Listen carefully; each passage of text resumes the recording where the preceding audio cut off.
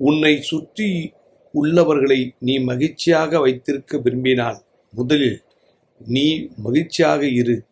உன்னிடம் இல்லாத ஒன்றை யாரிடம் நீ தேடப் போகிறாய்? வாழ்க்கையில் ஒவ்வொரு நொடியும் மகிழ்ச்சியாக வாழுங்கள்.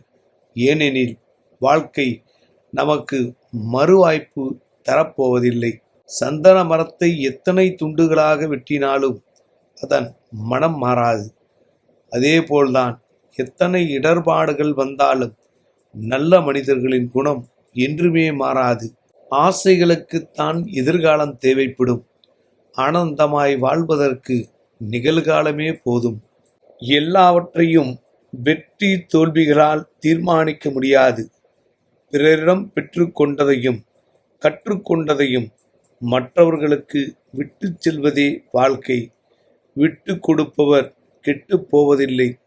இது வரலாற்று பதிவு. நல்லவற்றை கூட்டிக்கொள், தீயவற்றை கழித்துக்கொள், அறிவை பெருக்கிக்கொள், நேரத்தை வகுத்துக்கொள், வெற்றி தோல்வியை சமமாக எடுத்துக்கொள்.